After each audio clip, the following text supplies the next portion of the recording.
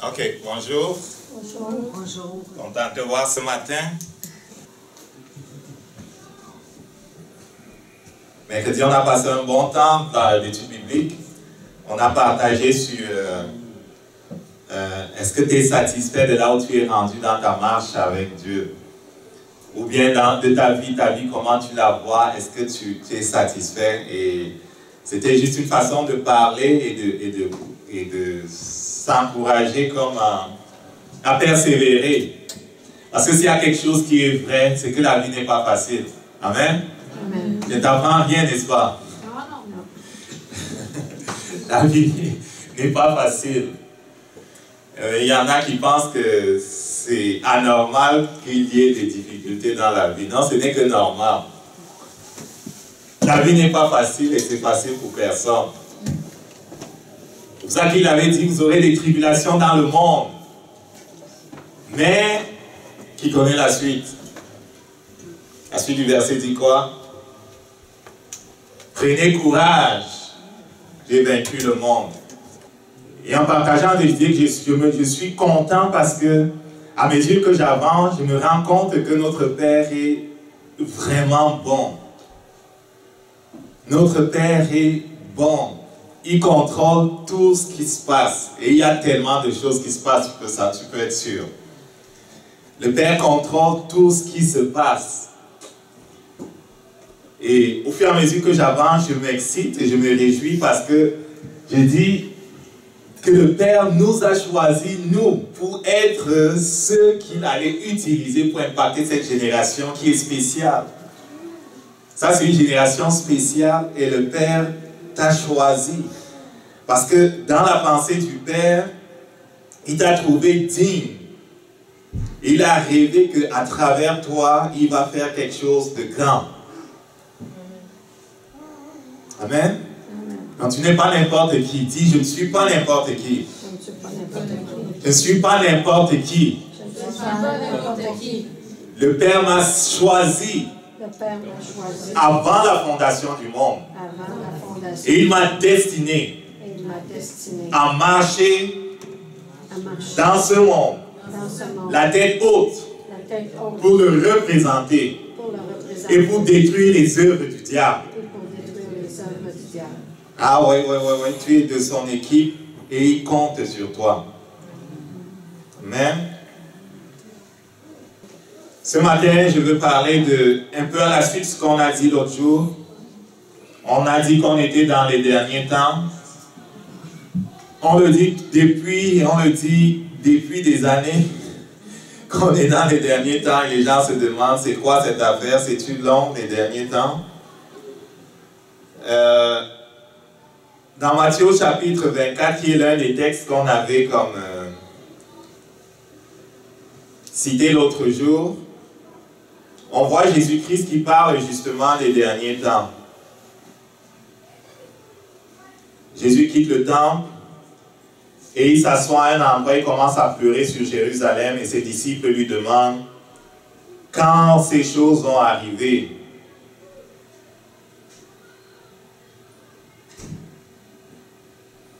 Je vais lire à partir du verset 1 encore, dans Matthieu chapitre 24. Là-dessus, Jésus quitta la cour du temple.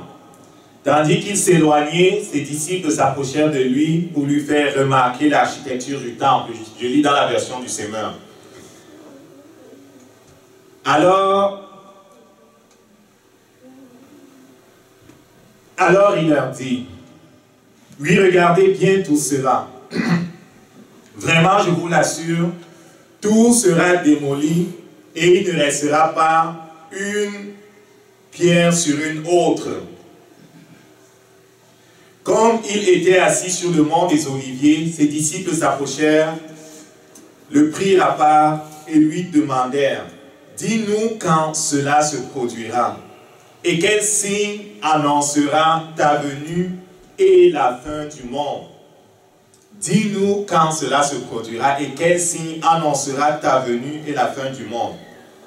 Lui parlait de la destruction du temple de Jérusalem et eux ils avaient compris, waouh, Jésus-Christ revient bientôt. Et vous voyez quand il était même avec eux sur le mont des Oliviers, s'apprêtant à être amené dans le ciel, il lui demandait, est-ce maintenant que tu veux établir ton royaume? Donc les disciples, ils étaient toujours comme, c'est bientôt, on va bientôt s'asseoir à gauche et à droite de lui, ça va être bientôt la fin de l'Empire romain. Ils étaient toujours comme, est-ce que c'est là, est-ce que c'est là? Et vous vous souvenez dans Actes au chapitre 1, justement, il leur dit, non, c'est pas maintenant. Moi-même, je ne connais pas le temps, c'est seul le Père qui connaît.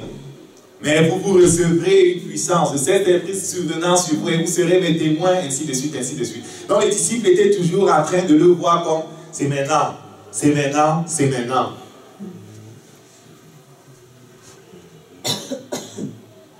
Jésus leur répondit, faites bien attention que personne ne vous induise en erreur, au verset 4. Car plusieurs viendront sous mon nom, en disant, je suis le Messie. Et ils tromperont beaucoup de gens. Vous entendrez parler de guerre, de menaces de guerre.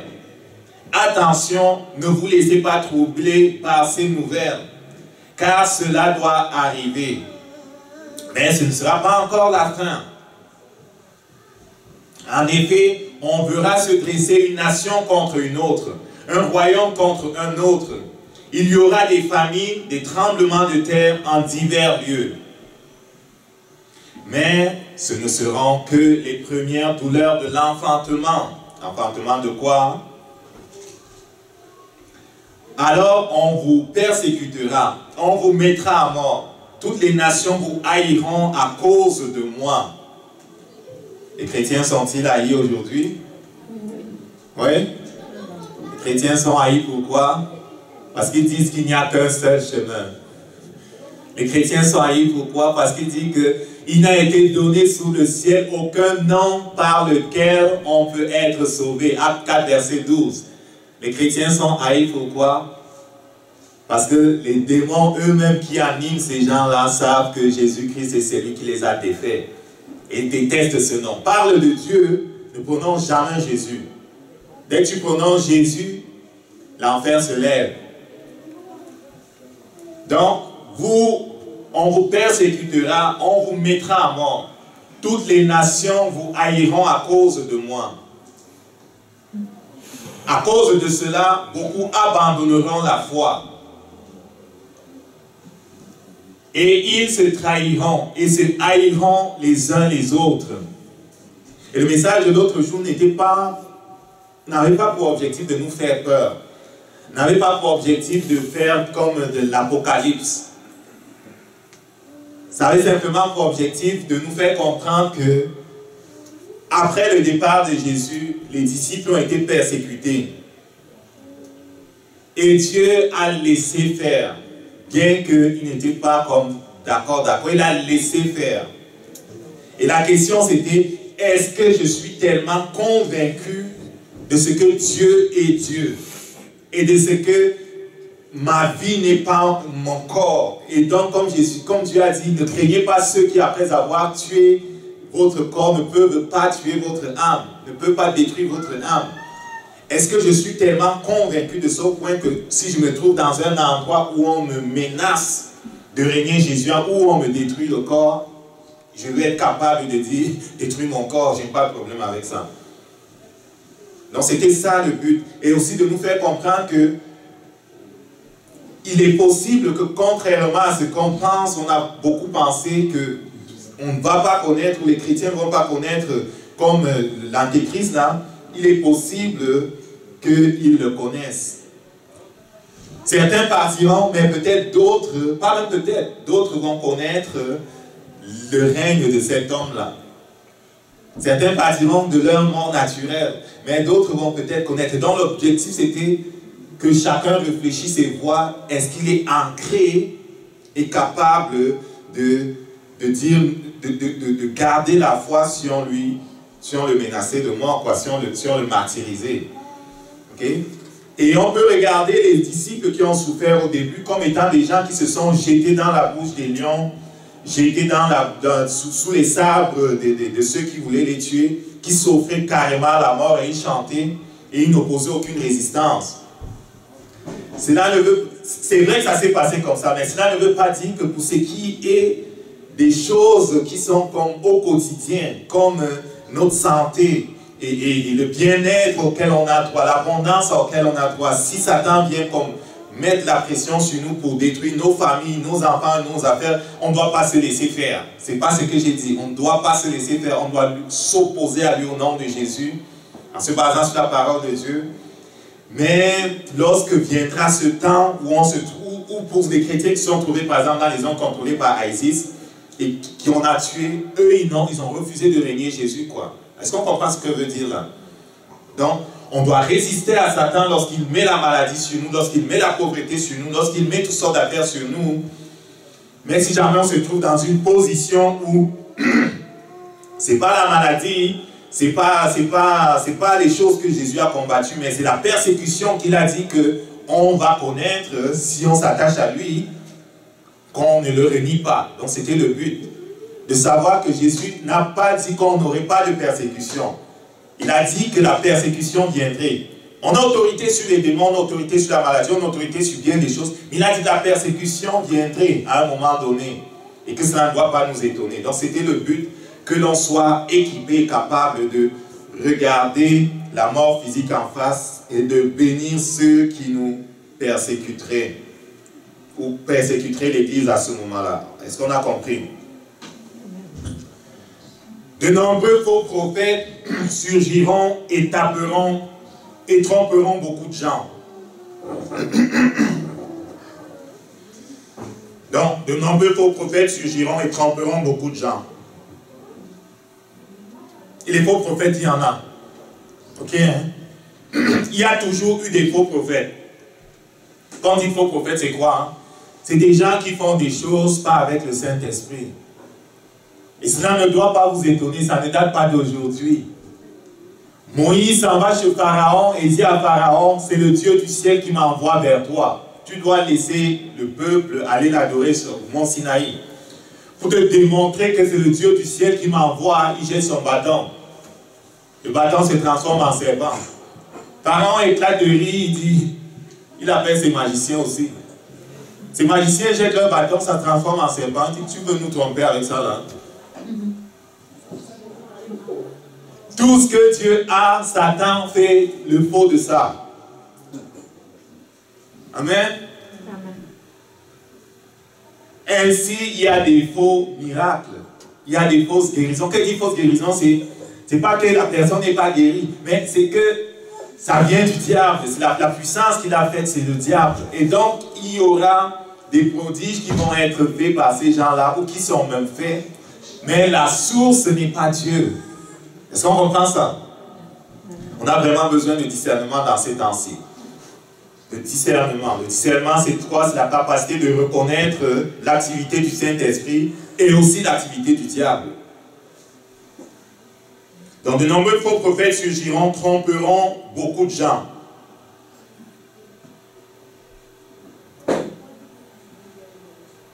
Parce que le mal ne cessera pas de croître, l'amour du plus grand nombre refroidira. Le mal ne cessera pas de croître. C'est une évidence. Le mal croît de plus en plus. C'est-tu vrai? Le mal croît de plus en plus. C'est-tu vrai?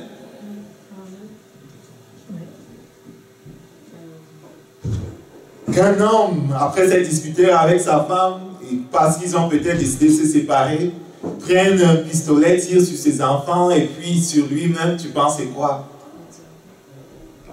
C'est pas normal. C'est pas normal. Mais celui qui tiendra bon jusqu'au bout sera sauvé. Cette bonne nouvelle du royaume sera, cette bonne nouvelle du règne de Dieu sera proclamée dans le monde entier pour que tous les peuples en entendent le témoignage. Alors seulement viendra la fin. Quand vous verrez l'abomination, l'abominable profanation annoncée par le prophète Daniel s'établir dans le lieu saint, que celui qui lit comprenne. Voilà une clé importante. Il faudra aller lire Daniel 9, verset 24-25 et toute l'explication que Gabriel lui a donnée de cette prophétie qu'il avait faite là. Et après même que le prophète Gabriel lui avait expliqué la prophétie qui concerne notre temps, il lui a dit de sceller les livres. Parce que la prophétie n'était pas pour ce temps de Daniel, c'était pour notre temps. Et quand la Bible dit sceller les livres, c'est que les gens vont lire, ils ne vont pas comprendre. Sceller la compréhension. Je me rends compte que ce qui avait été scellé au moment où on l'expliquait à Daniel et on l'a expliqué à d'autres avant est en train d'être décelé par Dieu et l'Église aujourd'hui. Et ceux qui ont les yeux pour voir comprennent ces choses qui avaient été expliquées à Daniel, ces choses qui avaient été expliquées à d'autres prophètes avant. Donc quand vous verrez l'abominable profanation annoncée par le prophète Daniel s'établit dans le lieu saint, le troisième temple de Jérusalem va être construit. On n'a pas le temps pour ça ici. Le troisième temple de Jérusalem va être construit. Je sais que vous avez vu à la télé, les Juifs et les Palestiniens sont en train de se taper dessus. Je crois que les Juifs ont donné l'autorisation à leur peuple de visiter l'esplanade de la comment ça s'appelle? Parce que la mosquée d'Al-Aqsa là s'est construite carrément presque à la place où se trouvait le temple de Salomon. Les Juifs là, ils ont fabriqué toutes leurs affaires, ils sont prêts à reconstruire leur troisième temple. Ils veulent reconstruire leur troisième temple. Et ils vont le reconstruire.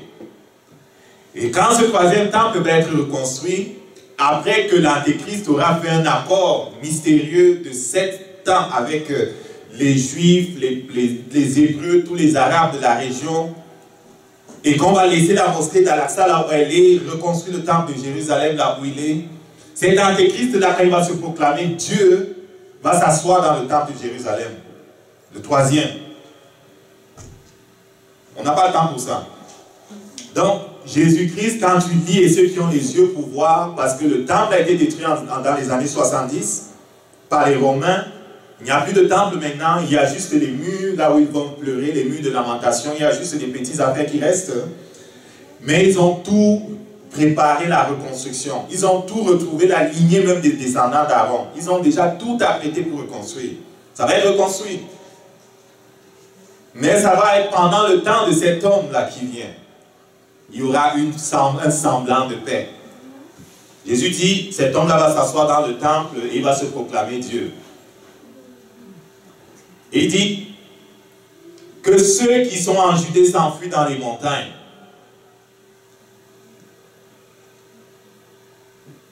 Si quelqu'un est sur son toit en terrasse, qu'il ne rentre pas dans la maison pour emporter les biens qui s'y trouvent. Que celui qui sera dans les champs ne retourne pas chez lui pour chercher son manteau.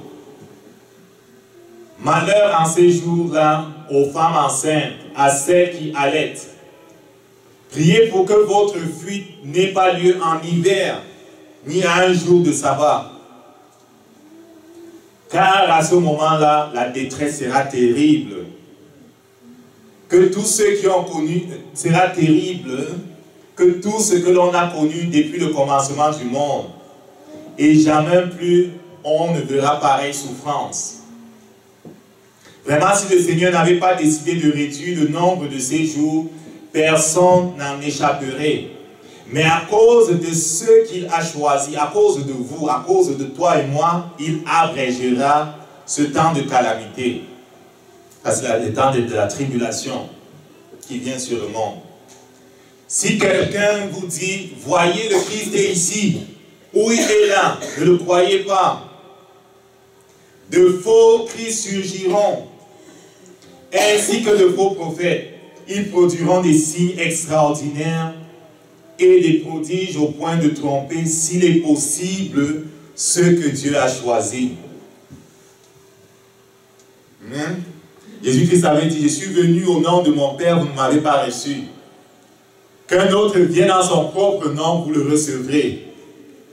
Ils vont le recevoir, cet homme, comme étant le Christ. Mais ils vont être surpris, les Juifs.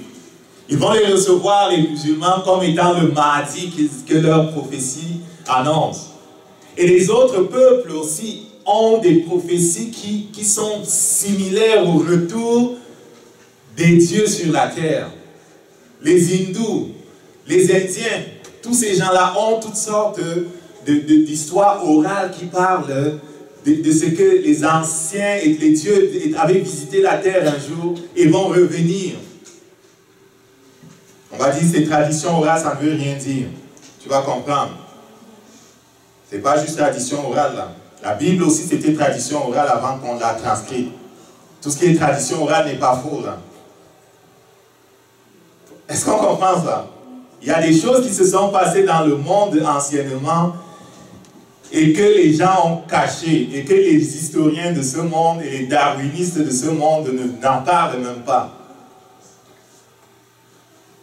Parce qu'ils ne veulent pas que l'on comprenne que la Bible est en avance et la Bible a raison dans tout ce qu'elle a dit. En ce qui concerne l'histoire du monde. Ils préfèrent introduire Satan comme le Christ. Et ce qui va être fait, et les gens vont recevoir Satan comme le Christ.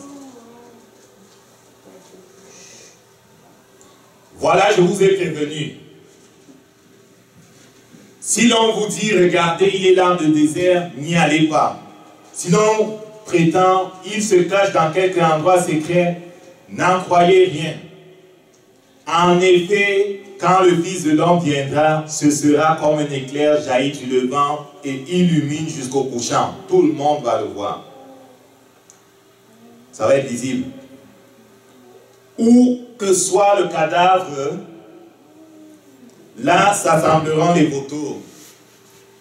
Immédiatement après ces jours de détresse, le soleil s'obscurcira, la lune perdra son éclair, les étoiles tomberont sur le ciel, les puissances célestes seront ébranlées, ainsi de suite, ainsi de suite, ainsi de suite. En parlant de ces derniers temps, je ne sais plus dans quelle version c'est, si c'est Luc ou Matthieu, Jésus-Christ a dit que ça sera comme au temps de Noé. On se souvient? Il en sera comme au temps de Noé. C'est pour ça que le titre de la prédication de ce matin, c'est « Comme au temps de Noé », là, qu'est-ce que cela veut dire? Oui, il y a tout ça qui est dit avec comme une certaine chronologie, mais qu'est-ce que cela veut dire « Comme au temps de Noé » ?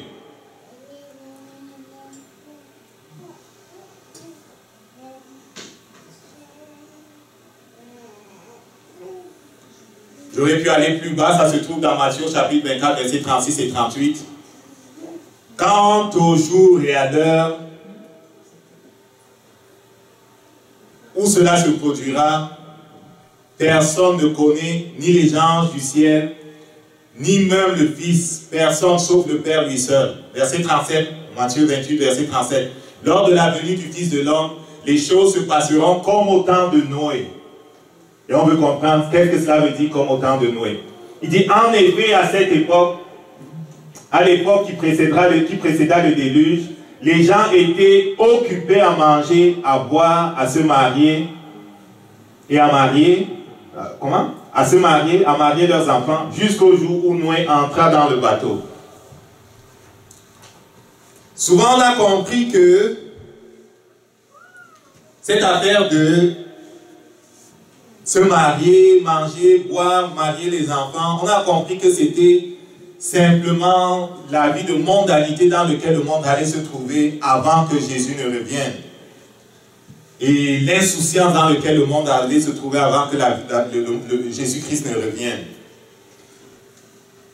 C'est plus que ça. C'est plus que ça. Oui, les gens seront insouciants, ils vont continuer d'être insouciants, ils vont faire leurs affaires, ils vont continuer de faire leurs affaires. Mais quand on parle dans la parole de Dieu de manger, boire, faire la fête là, ce n'est jamais simple comme ça. C'est souvent des fêtes qui étaient faites à la fin du paganisme.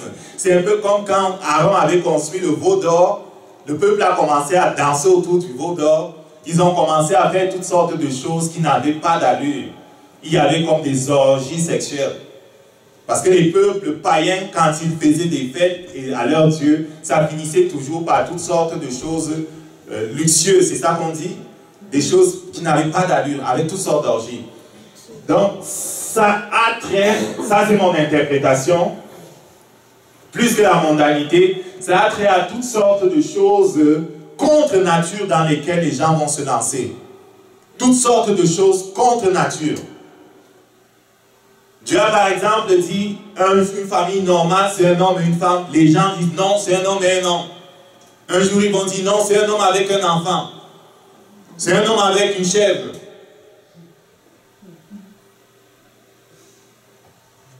C'est un homme avec une vache. Et dans le Lévitique, vous pensez pourquoi il a dit que si quelqu'un s'en va après une vache, qu'on le tue, pourquoi? Parce que les païens, ils allaient après les animaux aussi. Et c'est Satan qui leur avait appris ça. Dans le Lévitique, il est écrit que tu ne dois pas aller avec un homme. Pourquoi? Parce que les peuples d'alentour le faisaient. Et Dieu a toujours mis en garde ses enfants contre les pratiques que ceux qui adoraient le dieu soleil, Molech ou les autres dieux bizarres la faisaient.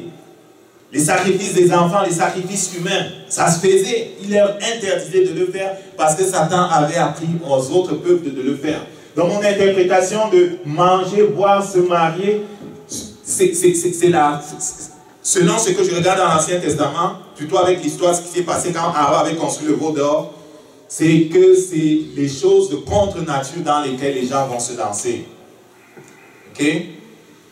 Et les choses de contre-nature dans lesquelles les gens vont se lancer avaient commencé avec justement,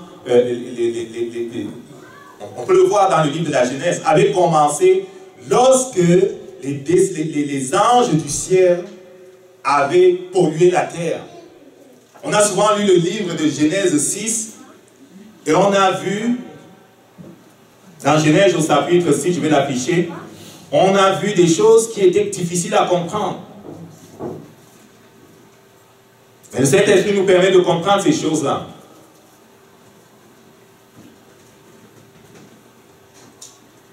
Il faut comprendre que Satan, quand il a perdu la présence de Dieu,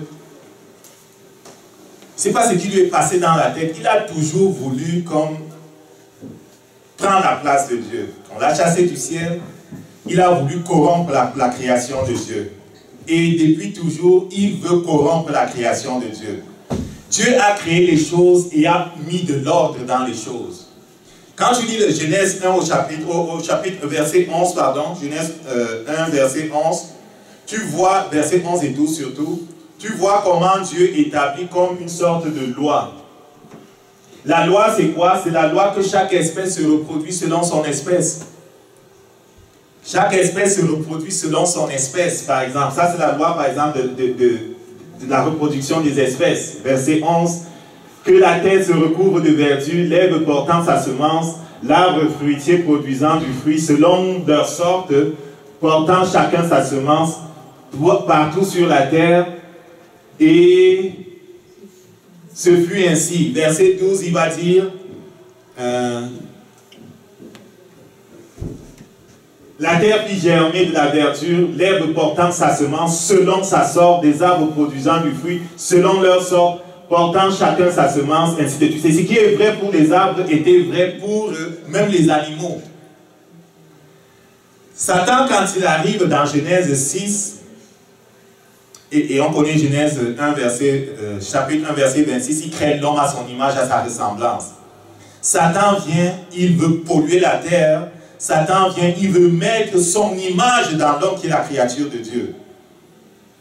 Il veut offenser Dieu, il veut qu'on nargue Dieu en disant que je veux, dans ce que tu as créé à ton image là, je vais les corrompre, je veux mettre mon image en eux.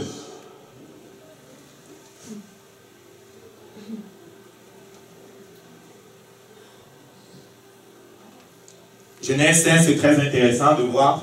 Avant d'aller dans Genèse 6, j'ai noté Genèse 5. Dans Genèse 5, c'est le livre de l'histoire d'Adam. C'est comme la généalogie d'Adam jusqu'à qui là? D'Adam jusqu'à les 3 enfants de Noé. Sem, Cham et puis Japheth. Je ne vais pas lire tout ça. Mais ce qui est intéressant au verset 1, c'est que le Saint-Esprit fait réécrire ici. Voici le livre de l'histoire de la famille d'Adam. quand Dieu créa les êtres humains, il les fit pour qu'ils soient ceux qui lui ressemblent. Je ne pense pas que c'est fortuit que le Saint-Esprit a mis ça là. Parce qu'il veut établir un contraste avec ce qui va se passer dans Genèse 6. Dieu fait l'homme pour qu'il lui ressemble. Dans Genèse 6, Satan vient narguer Dieu. Il dit, tu veux qu'il te ressemble? On va voir. Moi, je veux qu'il me ressemble. Quand les hommes commencèrent à se multiplier sur la terre, Genèse 6, verset 1. Et qu'ils eurent des filles, les fils de Dieu virent que les filles des hommes étaient belles. Et ils prirent pour femmes celles qu'ils choisirent parmi elles. Alors l'Éternel dit, mon esprit ne va pas lutter indéfiniment pour les hommes à cause de leurs fautes. Ce sont des êtres dominés par leur faiblesse. Je leur donne encore 120 ans. Avant que Dieu ne prenne cette sanction-là, ce décret-là, il s'est passé beaucoup de choses. La Bible, là, c'est un livre historique. Là, il dit que le Saint-Esprit, là, ne prend pas la peine d'écrire les choses, tout, là. Est-ce qu'on comprend ça? Il écrit certaines choses qui sont juste nécessaires. Et avec d'autres livres, on peut essayer de comprendre ce qui se passe. Ok? Donc, Dieu prend la décision ici, mais avant, il s'est passé beaucoup de choses. À cette époque-là, il y avait des géants sur la terre. Et aussi, après que les fils de Dieu se furent unis aux femmes des hommes et qu'ils eurent donné des enfants, ce sont ces héros et fameux d'autrefois. Donc, qu'est-ce qui s'est passé? Les anges sont descendus sur la terre, pas Gabriel et Michel, là, mais les anges déchus.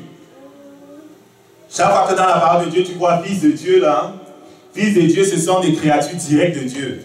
Dans plusieurs endroits dans la Bible, tu vas voir, même dans les Psaumes ou dans le livre des Job, tu vas voir les fils de Dieu venir voir Dieu. Satan aussi est venu. Ok? Satan aussi, tout ce qui est créature directe de Dieu, là, c'est fils de Dieu. Quand tu regardes la généalogie de Jésus dans Matthieu, on remonte, on dit Adam, fils de Dieu. Tout ce qui est créature directe de Dieu, c'est fils de Dieu, les anges compris. Donc, mais ce n'est pas les Gabriel qui sont venus polluer la terre, là. C'est les anges déchus qui sont venus polluer la terre. Est-ce qu'on comprend ça? Ils sont venus polluer la terre, pourquoi? Parce que, comme j'ai dit, Dieu a dit, je veux faire l'homme selon mon image. Satan, qui veut toujours niaiser Dieu, a dit, je veux mettre mon image dans l'homme. Et ça a donné quoi? Ça a donné des gens qui étaient géants. Géants, là, c'est pas des hommes normaux, là, c'était pas des hommes normaux, c'était des hybrides. Est-ce qu'on comprend ça? C'était pas des hommes normaux, c'était des hybrides. Ok? Un mélange hein? Voilà, un mélange. Ils avaient des choses que nous, on n'avait pas. On n'avait pas les mêmes chromosomes là. C'était pas des humains, c'était des transhumains, c'était d'autres choses là. C'était d'autres choses. Ils ressemblaient aux hommes, mais ils étaient très géants. Comme Goliath. Comme le roi de Og dans la Bible. Le roi Og de Bachan.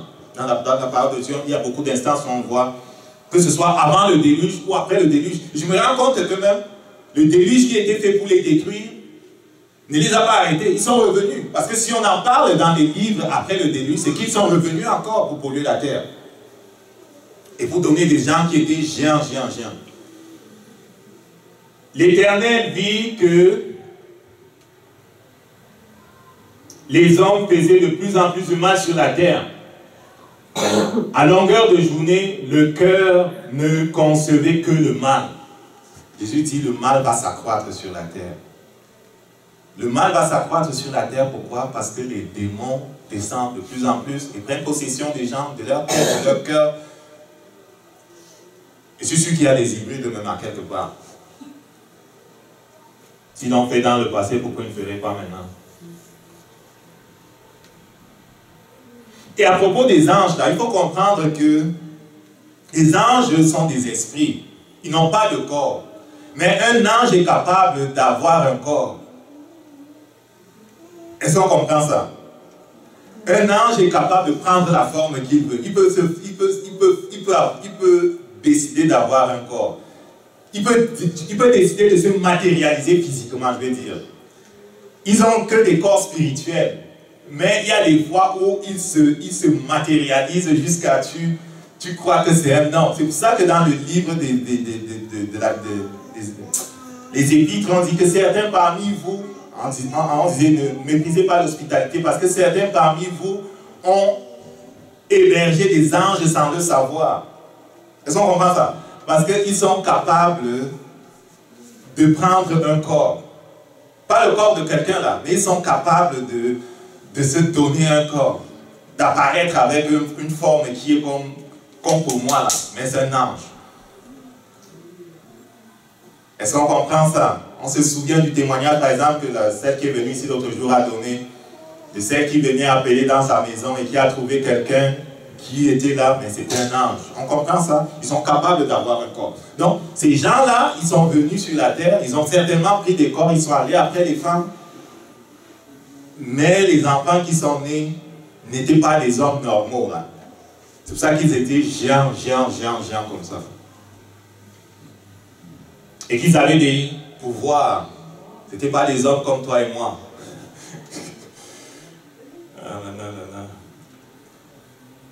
Alors, l'Éternel fut peiné d'avoir créé l'homme sur la terre. Il eut le cœur affligé. Et il dit, je supprimerai de la surface de la terre l'homme que j'ai créé. J'exterminerai l'homme, les animaux, jusque les bêtes qui se meuvent sur la terre. Pourquoi? Parce qu'il avait tout pollué. Les anges n'étaient pas allés seulement après les femmes, ils étaient allés même après les animaux. Ils étaient allés après toutes sortes d'affaires. Il y avait des monstres sur la terre. Il y avait des hybrides hommes-anges, il y avait des hybrides animaux-anges.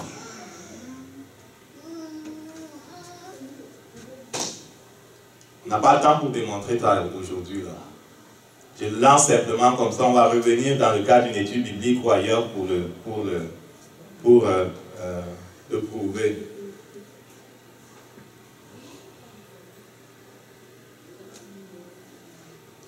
Donc, Jésus-Christ dit, le mal va s'accroître sur la terre et Satan va encore essayer de faire ce qu'il a fait.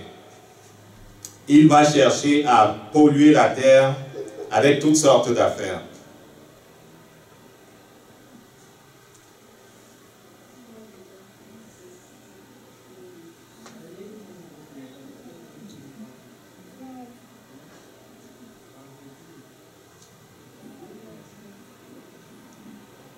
Ok, les géants, en tout cas la stronque là, en hébreu, c'est Nephilim. Et souvent, tu vas voir dans la littérature parfois Néphilim.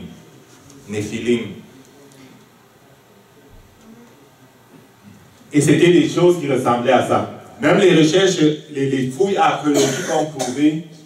Là, j'ai à l'écran des images de squelettes que l'archéologie a trouvé. Voilà un homme normal, c'est comme moi là, 6 pieds là au bout là. Aujourd'hui. Mais là, on a trouvé par exemple en Turquie un squelette d'un homme qui a 15 pieds. Ça, c'est dans les années 50. 15 pieds. En passant, BBC ne m'ont pas beaucoup parlé de ça là. Radio-Canada ne vont jamais vous parler de ces choses-là.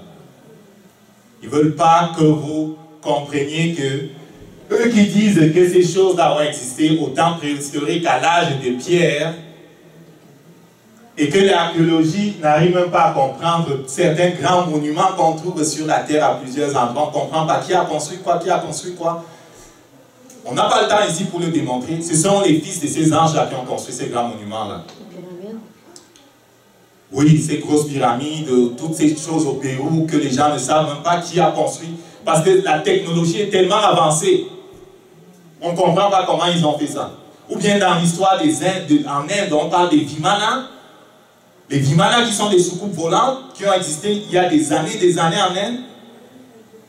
Tous les armées du monde ne peuvent pas seulement voler cette technologie et pas les développer en sous-sol. Vous croyez qu'ils sont très intelligents.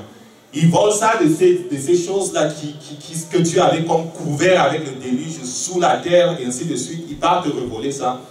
Ou avec les anges déchus qu'ils invoquent, ils partent à la découverte de ces choses-là. Ils ne vont jamais vous parler de ça sur BBC en passant. Ou sur Radio-Canada. Parce que si on dit que ceux qui ont vécu à l'âge de pierre ont fabriqué des choses que nous-mêmes aujourd'hui on n'est pas capable de fabriquer, cela détruit la théorie de Darwin, qui dit que c'était des singes qui ont fait qu'évoluer. On a trouvé des hommes comme Goliath, 10 pieds 6. Ok, 1 Samuel 17. Goliath, c'est dans les années 1100 avant Jésus-Christ. Le roi de Og, dans Deutéronome 3, verset 11, 1400 avant Jésus-Christ, il avait 12 pieds. Un pied là, c'est combien? Un pied là, c'est comme 33 cm. 12 pieds là, c'est au moins 8 mètres de haut là. Et il est décrit même dans le Deutéronome son lit. Son lit avait 12 pieds fois, je pense, 4 pieds. Un lit qui a 12 mètres fois 4 mètres. En fer. Sinon, le lit allait se casser. Le roi Og là. On a trouvé des gens de 19 pieds et 6. Ok? On a trouvé des gens de 23 pieds en France, à côté de Valence.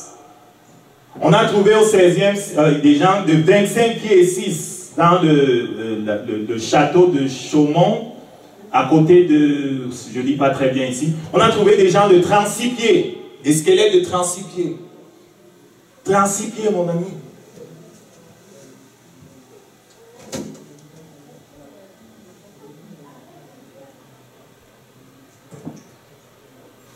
Vous entendez parler de comment on appelle ça, transhumanisme.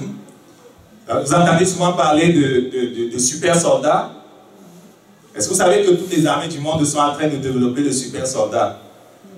Un soldat qui sera capable d'être féroce sur le champ de bataille. Mais c'est à cause, ils vont faire des hybrides, ils vont essayer de mélanger des affaires pour arriver au super soldat. Ils vont essayer d'aller chercher les gènes de ces gens-là sur les os pour aller essayer de mixer ça avec les gènes d'hommes normaux pour voir s'ils peuvent préfabriquer quelque chose. Moi, je vous dis, il y a des hybrides sur la Terre. J'ai voyé un documentaire à la télé l'autre jour. Un enfant en Chine. Ses yeux sont comme les yeux d'un chat. On l'a mis dans une chambre fermée totalement, on lui a donné une feuille avec un devoir où il fallait cocher les questions sans réponse. Mon ami les a toutes cochées. Toi, tu es capable de faire ça? Hein? Non. Et plusieurs personnes ont même découvert ou se sont même vues apostropher par des jeunes qui tapent à leur porte ou qui tapent à la porte de leur voiture. Et quand ils regardent, ils voient deux enfants qui demandent à entrer dans leur voiture. Et les enfants ont des yeux qui sont tout noirs. Pas les yeux comme pour toi avec le blanc là, mais les yeux complètement noirs. Il dit, monsieur, est-ce qu'on peut rentrer? Les hybrides, mon ami, ce qu'il a fait au temps de Noé, il va le faire dans ce temps-ci. Il est en train de le faire. Et par rapport au témoignage de ce monsieur recule en recul, terrorisé, une peur extraordinaire qui le prend. Et l'enfant se fâche en disant, mais si il faut que tu nous dises d'entrer, si tu ne nous dis pas d'entrer, on ne peut pas entrer. Tu n'as pas à avoir peur, si tu ne nous dis pas d'entrer, on ne peut pas entrer. Satan n'a pas autorité sur toi. Satan n'a pas autorité sur les hommes. Il faut que tu lui dises d'entrer pour qu'il entre. Au moins ça, Dieu nous a protégés. C'est pour ça que Satan veut toujours te pousser à lui donner la permission d'entrer dans ta vie. Il n'a pas forcé Ève. Il n'a pas dit à Adam, donne-moi l'autorité sur la terre. Non, c'est pas comme ça qu'il a fait. Il a poussé Adam à faire quelque chose qui, de façon insigneuse, indirecte, allait lui donner accès à la vie d'Adam.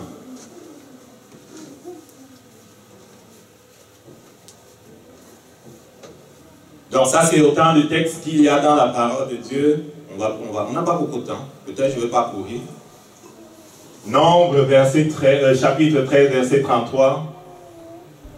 Les gens là, quand ils sont allés visiter le pays et qui sont revenus, souvent se plaignent qu'ils avaient peur.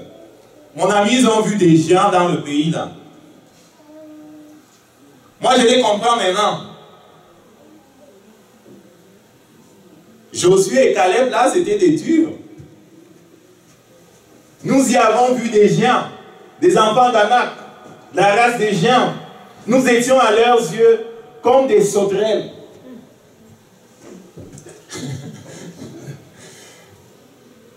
36 pieds, tu vas être comme une sauterelle. Et dans les histoires qui se racontent parmi les Indiens, les gens vont dire que oh, ce n'est qu'écrit, ce n'est pas des histoires. Les Indiens parlent aussi des géants qui ont vécu en Amérique et qu'ils considéraient comme des dieux. Et ils disaient que ces géants-là couraient plus que comment on appelle, les bisons. Et un géant était capable en courant de prendre un bison par la main, d'arracher la patte, de bouffer sans s'arrêter de courir. Et les Indiens les adoraient comme des dieux. On ne va pas vous parler de ça à la télé. On ne va pas vous parler de ça parce que ça, c'est contre le darwinisme. Ça remet complètement à terre toutes leurs affaires. Donc plusieurs textes qui parlent de ces géants-là qui ont vécu. Le roi Og, resté seul de la race de Raphaïm, voici son lit. Son lit était de fer. N'est-il pas à Rabat? Son lit était encore à Rabat au moment où on écrit ce Deutéronome-là. Des enfants des enfants d'Amon, sa longueur était de 9 coudées et sa largeur de 4 coudées. En coudées d'homme. Une coudée, c'est environ 52 cm. Donc, son lit avait 4 mètres, pardon, je me trompais tout à l'heure, 4 mètres, si je me suis bien calculé, là, 9 coudées. Qu'est-ce que j'ai dit? 9 coudées, 9 fois 52, en tout cas. J'ai calculé 4,62 mètres et puis 2 mètres de largeur. Quand même, c'est un lit. 4 mètres, c'est quand même un lit, quoi. On parle de Goliath, on connaît l'histoire de Goliath. 1 Samuel 17, 2 Samuel 15, les Philistins firent encore la guerre à Israël. David descendit et les serviteurs combattirent. En tout cas, il y avait des géants aussi à ce niveau-là. Et ce que je remarque, c'est après le déluge ici. Cela veut dire que Satan, après le déluge, quand Dieu a décidé de détruire toutes les affaires, toutes les immondices qu'il avait amenées sur la terre, est quand même revenu réinfecter la terre après le déluge. On est après le déluge. Il est quand même revenu réinfecter la terre après le déluge. La preuve, c'est que dans Genèse 9, ils se mettent à construire la tour de Babel. On a souvent entendu parler de Nimrod, qui est un roi grand et puissant, qui a vécu dans la Mésopotamie. C'était un descendant toujours de ces géants-là. Et on avait redécouvert le squelette de Nimrod à Bagdad, et je pense que c'est ça qui a... Certains disent que c'est ça qui a déclenché la guerre contre Saddam Hussein. On est allé récupérer ça, peut-être comme avec les gènes, refaire Nimrod là. En tout cas. Donc, on parle de Nimrod qui était un géant aussi, un descendant de ces gens-là. Je dis, comme ça se passe après le déluge, sûr que Satan est revenu réinfecter la terre après le déluge. On n'a pas beaucoup de temps. Les Indiens parlent de cette affaire-là aussi. J'ai trouvé même, les Indiens en parlent, et c'est extraordinaire. Et ils ont même fait un film, tu peux voir ça sur YouTube, un film de 4 minutes, où ils disent, qu'est-ce qu'il dit encore? Que pendant que, je vais le mettre rapidement, si ça passe même.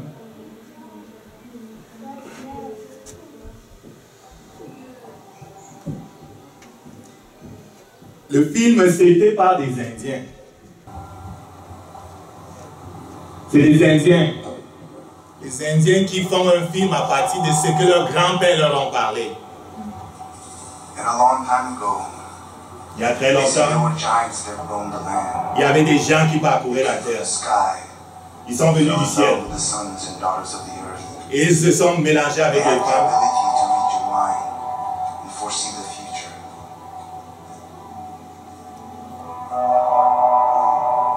Ils avaient l'habilité de lire les pensées, de voir l'avenir. Men would go hunting in the mountains for deer or elk,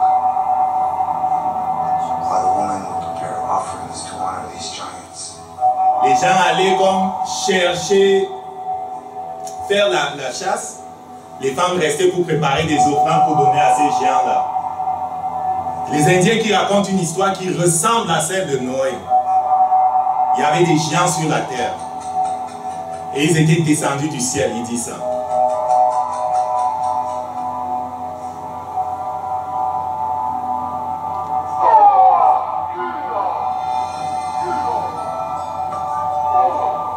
Donc, et ces géants-là venaient dans le village. Ils étaient adorés comme des dieux. À l'image, on voit un de ces géants-là justement.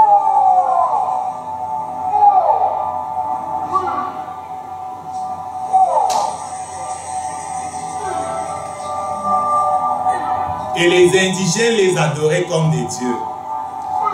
Ce qui est intéressant, c'est qu'il dit, ils étaient descendus du ciel. Ils se sont mélangés aux femmes des hommes. Les anges et les dieux sont descendus du ciel, se sont mélangés aux hommes. Ça a donné des géants. Et ces géants régnaient sur le pays. Plus tard, il va dire qu'on ne sait pas ce qui s'est passé. Ils se sont éteints. Les géants se sont éteints. Et il finit en tant qu'Indien en disant, si les géants reviennent un jour, parce qu'ils les considèrent comme leur Dieu, est-ce qu'ils vont être fiers de nous, Indiens? S'ils reviennent un jour, est-ce qu'ils vont être fiers de nous, Indiens? Jérémie n'aime pas ça, arrête simplement. Je veux dire que une histoire des Indiens confirme ce que dit Noé. Tu vas trouver la même histoire à plusieurs endroits dans le monde. L'histoire, c'est quoi? C'est qu'il y a longtemps, il y a des anges qui sont descendus du ciel, ils se sont mélangés aux femmes et ils étaient des fils de Dieu. Et ils ont même appris plein de choses aux gens qui sont sur la terre. On n'aura peut-être pas le temps aujourd'hui, on va continuer dimanche prochain. Vous avez déjà entendu parler des Dead Sea, les parchemins de la mer morte? Non. En anglais, c'est Dead Sea Scrolls.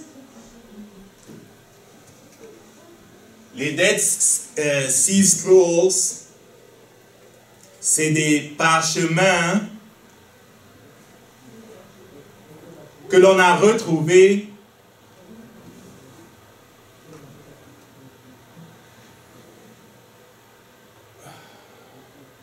OK. Ça c'est sur le site de l'archéologie biblique.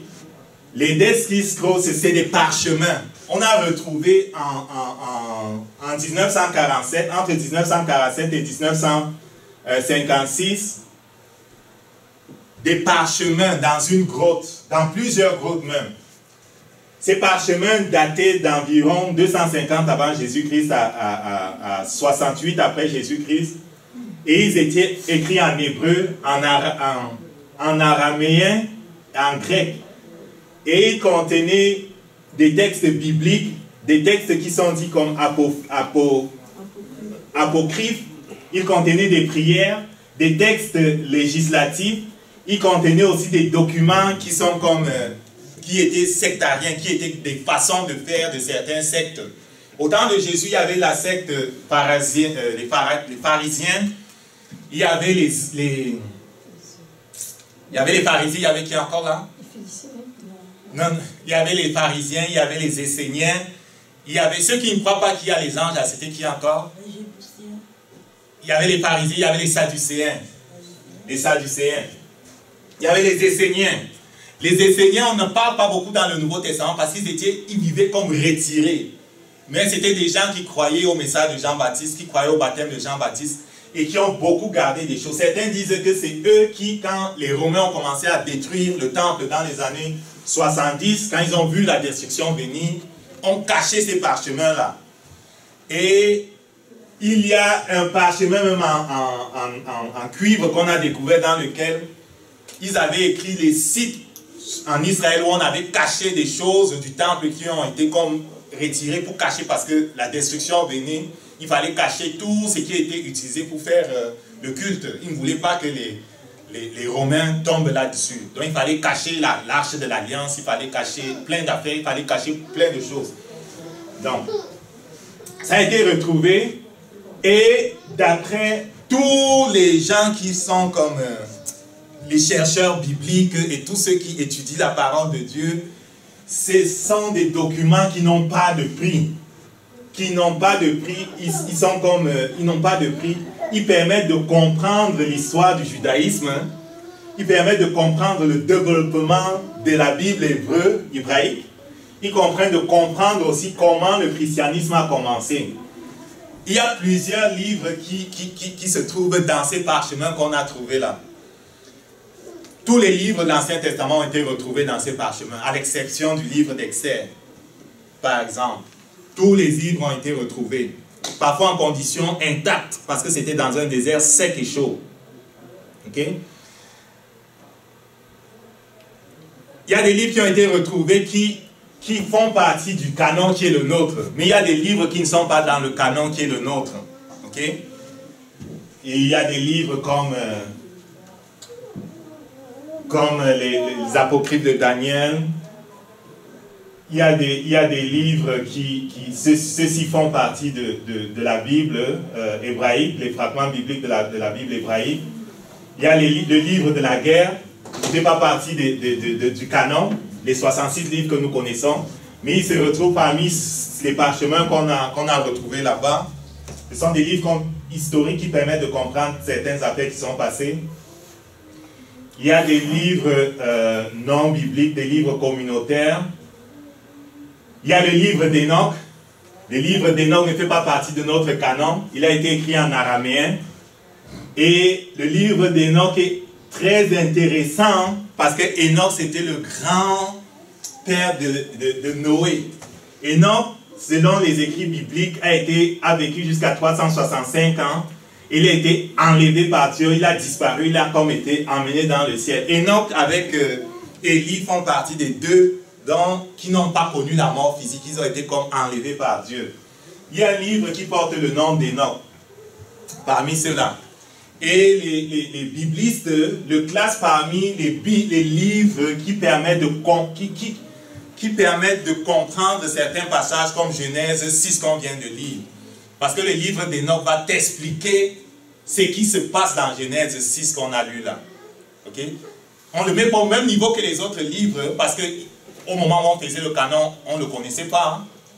Mais aujourd'hui, ceux qui étudient la Bible dans les facultés de théologie, dans les endroits, l'utilisent pour comprendre justement ce qui s'est passé dans Genèse, ce qu'on est en train d'expliquer dans Genèse 6, versets 1 à 4. Ok? Et ne pas confondre, il y a beaucoup d'autres livres, en parlant du livre d'Enoch, ne pas confondre ce livre-là avec les autres livres que les francs-maçons, les rosicruciens et les gens qui font le satanisme ont développé après. Ok? Pour ceux qui sont inscrits, vous savez qu'il y a toutes sortes de livres là dehors. Ok? Ça, c'est des livres écrits par les gens qui, à un moment donné, les ont cachés. Et on ne parle pas de ceux que les francs-maçons écrits comme ils appellent Enoch 2, Enoch 3, qui sont plutôt des livres de magie. Ok? Ne mettez jamais la main sur ça. Donc, dans le livre d'Enoch qui fait partie de ceux-là, là c'est le livre de la Genèse, on a retrouvé la Genèse. On a retrouvé plein d'affaires. Les 10 commandements ont été retrouvés aussi. Dans le livre d'Enoch, il y a justement l'explication de ce qui s'est fait. On n'aura pas le temps aujourd'hui. On ne le met pas au même niveau que le livre des canons, les 66, mais comme dit les bibliques et ceux de l'archéologie, quand on étudie la parole de Dieu, parfois le contexte pour le comprendre, on va regarder l'archéologie du temps. On va regarder les livres d'histoire de la période, comme les Romains faisaient l'histoire. Parfois, tu peux regarder ce que les Romains ont écrit au temps de Jésus pour comprendre c'était quoi qui se passait. On tuait-tu les gens vraiment sur du bois? Est-ce que les Romains ont vraiment écrit dans leur histoire de comment on faisait les crucifixions, que c'était sur du bois ou sur du fer? Est-ce qu'on comprend ce que je dis? On peut lire l'histoire contemporaine pour comprendre le contexte des textes bibliques. l'archéologie biblique nous permet justement d'avoir ces éléments de contexte-là pour comprendre certaines choses. Ok?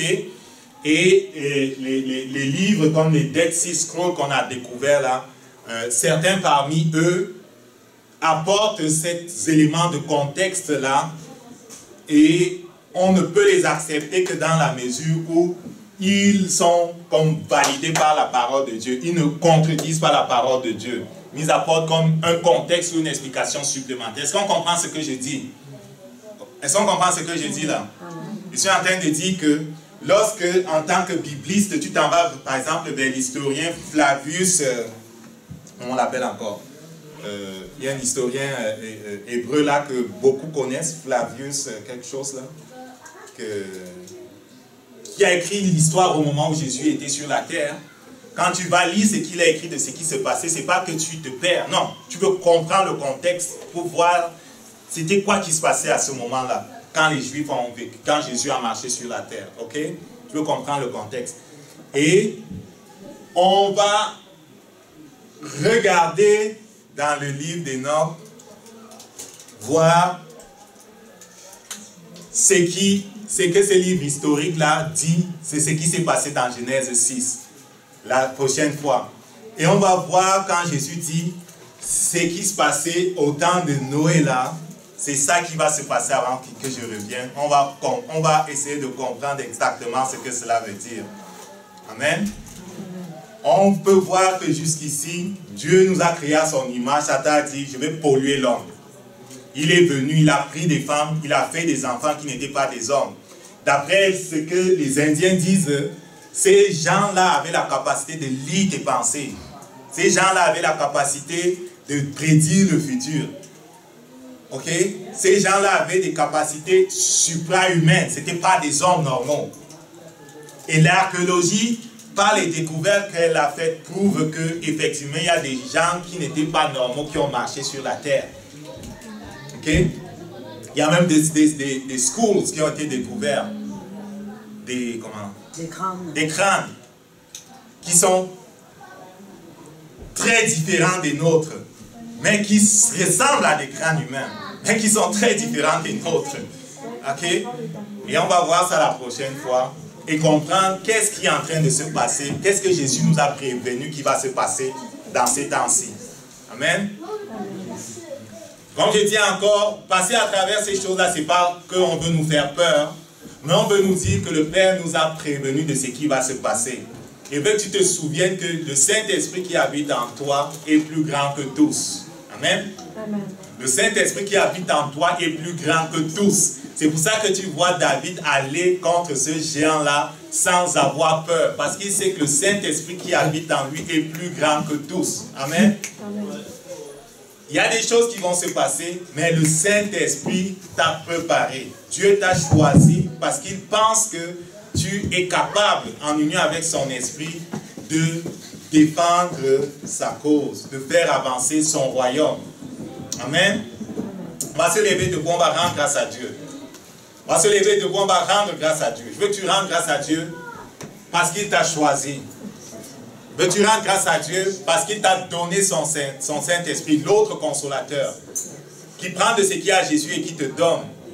Tu es à l'image de Dieu, tu n'es pas à l'image de Satan. Bien que Satan veut toujours nous corrompre en essayant de nous faire ce qui est de lui, en essayant de mettre en nous la colère, en essayant de faire que la peur s'exprime au travers de nous, la jalousie s'exprime au travers de nous, en faisant en sorte que toutes sortes de choses qui ne sont pas de Dieu s'exprime au travers de nous, veut que tu reconnaisses que Dieu est grand dans ta vie.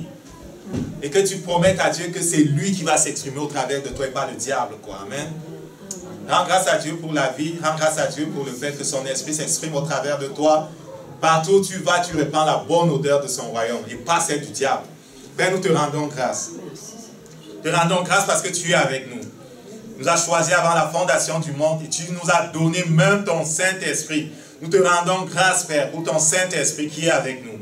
Te bénissons parce que partout où nous allons, nous sommes le sel de la terre. Nous sommes la lumière du monde. Et par ta grâce, nous répandons partout la bonne odeur de ta présence. Te bénissons parce que tu nous as choisis pour vivre dans un temps comme celui-ci, Père. Tu nous as équipés. Nous n'avons pas peur parce que tu es avec nous. Que ton nom soit sanctifié. Merci parce que tu nous gardes des projets du malin. Satan, nous prenons autorité sur toi par la puissance du Saint-Esprit. Tu ne touches pas à nos vies. Tu ne touches pas à nos vies. Tu ne touches pas à nos vies. Et même lorsque nous allons à l'hôpital, si on nous injecte même quelque chose qui n'a pas d'allure, nous déclarons au nom de Jésus que ces choses-là ne nous atteignent pas. Nous déclarons au nom de Jésus que nos gènes ne sont pas affectés. Nous déclarons au nom de Jésus que rien n'est planté en nous qui n'est pas de Dieu. Tout ce qui est planté en nous qui n'est pas de Dieu est neutralisé par la puissance du Saint-Esprit. Seigneur, nous te bénissons. Tu as dit que même si nous allons boire des poisons, cela ne va rien faire. Je décrète au nom de Jésus que même s'il veut mettre des choses sur nous, cela ne nous atteint pas. Que ton nom soit sanctifié. Tu es le Dieu qui nous garde. Amen. Amen. Amen.